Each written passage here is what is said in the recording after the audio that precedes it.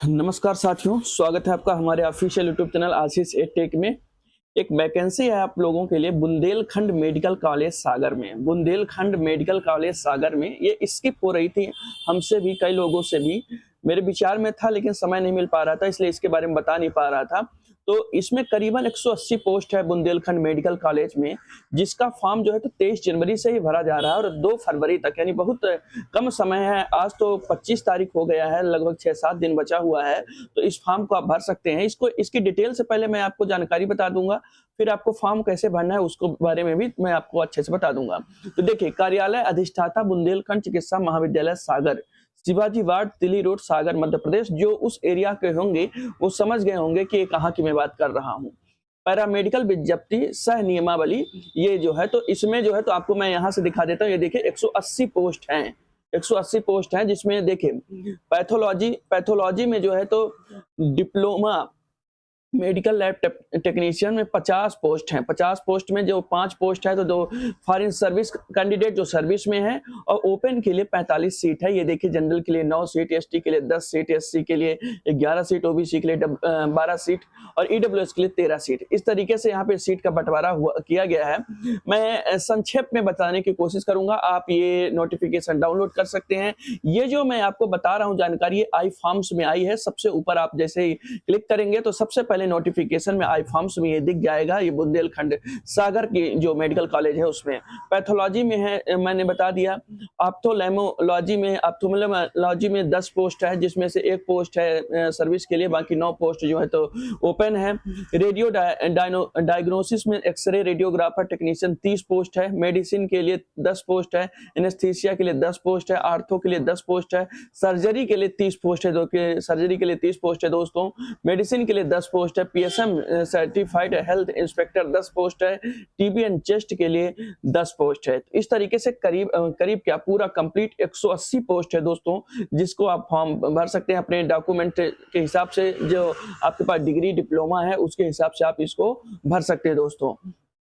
इसमें एक चीज मैं आपको और बताऊं, अर्हता क्या लगेगी ये आपको बता दें। शैक्षणिक योग्यता, छात्र को 12वीं परीक्षा 10+2 पद्धति से हायर सेकेंडरी भौतिकी रसायन जीव विज्ञान विषय के साथ किसी भी मान्यता बोर्ड से उत्तीर्ण अनिवार्य है। ठीक है, उक्त सभी कोर्स है तो अनारक्षित वर्ग के उम्मीदवार को न्यूनतम 40% एवं आरक्षित वर्ग के उम्मीदवार को के लिए 33% अंक अनिवार्य, यानी 12वीं पास हो।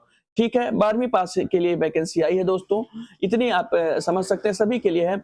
आवेदक की आयु प्रवेश है तो आवेदक की आयु विज्ञापन की थी 23 जनवरी 2025 को 17 वर्ष से कम और 45 वर्ष से अधिक नहीं होगी, यानी 17 वर्ष से लेकर के 45 वर्ष तक की उम्र के लिए वैकेंसी है।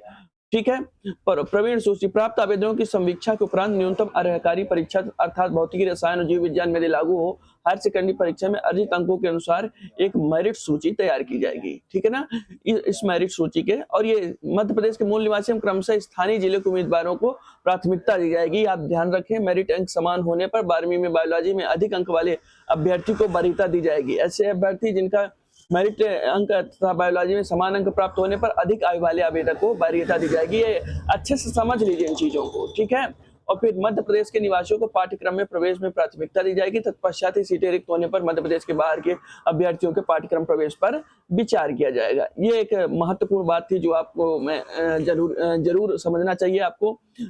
देखिए, प्रशिक्षण शुल्क का विवरण यहाँ पे देखिए कि कितना मतलब ये मिलने वाला है आपको, वो आपका इसका लेखा जोखा है, ये आप देख सकते हैं कि प्रथम वर्ष से इतना। ठीक है, ये आप देख सकते हैं। तो एक जानकारी थी जो बेसिक जानकारी थी। अब हम आते हैं फॉर्म कैसे भरना है इसका।